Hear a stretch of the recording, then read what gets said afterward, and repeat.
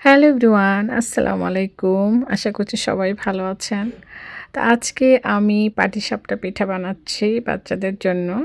কানাডায় আসার পর এই ১ম পিঠা বানাচ্ছি। তো এখানে এসে আসলে পিঠা বানানোর কোনো সুবিধা করতে পারছিলাম না। সেই কারণে আর পিঠা বানানো সম্ভব হচ্ছে না।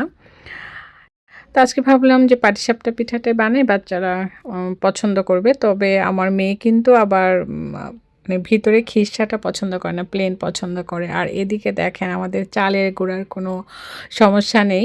যেকোনো পিঠাই তৈরি করা সম্ভব ছিল। এত, এত চালের গুঁড়া বাইরে ছড়িয়ে আছে। তবে এই যে নারিকেল আর গুড়ের কারণে পিঠা বানানো পসিবল হচ্ছে না। এবার তো হঠাৎ করে বাংলাদেশ থেকে আসছি, ওরকম গুড়, নারিকেলের গুঁড়া নিয়ে আসা হয়নি। সেই জন্য আর সুবিধা করতে পারতেছি না। তবে ক্যানাডাতে প্রচুর পরিমাণে চালের গুঁড়া এখন মানে পাওয়া যাচ্ছে। দেখেন বাহিরে কিভাবে ছড়িয়ে আছে। তেমন সুন্দর চালের গুঁড়া ছিল, তবে গুড় আর নারিকেলের জন্যই আমি ভাপা পিঠাটা বানাতে পারলাম না এবার। যদিও আমি ভাপা পিঠাটা অনেক ভালো পারি। তো আপনাদের সাথে একটু মজা করলাম। বাইরে এত সুন্দর স্নোফল হয় যে স্নোগুলা এত সুন্দর ঝরঝরে থাকে যে আসলে না ধরলে, না দেখলে অনুভব করতে পারবেন না। যারা দেখেছেন আর আপনারা ধরেছেন তারা তো নিশ্চয়ই বুঝতে পারছেন যে এতটাই সুন্দর, এতটাই ঝরঝরে, একদম চালের গুঁড়ার মতো ঝরঝরে থাকে।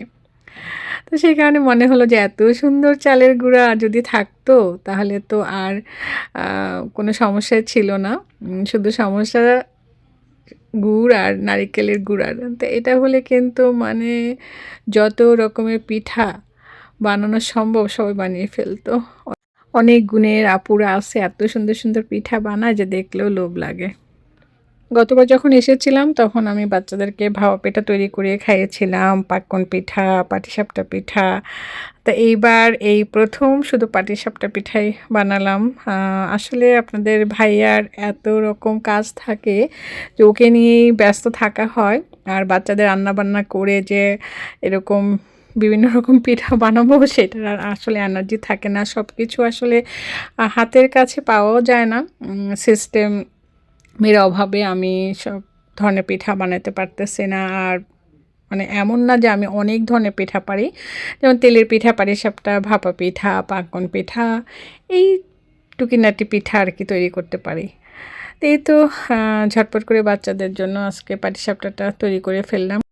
খিরসাটা তৈরি করতেই যা সময় লাগে, তাছাড়া পিঠা বানাতে কিন্তু বেশি সময় লাগে না। আর এবার কানাডায় এসে বাংলাদেশে পিঠা অনেক মিস করেছি। বাংলাদেশে কিন্তু অনেক ধরনের পিঠা খাওয়া হয়। আমার ছোটো বোনও অনেক ধরনের পিঠা তৈরি করে আমাদেরকে খাওয়ায়।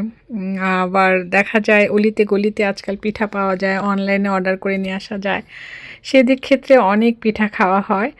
তো এখানে দেখা যায় বাচ্চারাও সব ধরনের পিঠা পছন্দ করে না। আর ওরা তো তৈরিও করতে পারে না। তা আমি আসলে যদি কিছু তৈরি করি তাহলেই ওরা খেতে পারে। তো আজকে এই পর্যন্তই। সবাই ভালো থাকবেন। আবারও দেখা হবে, কথা হবে। আল্লাহ হাফেজ।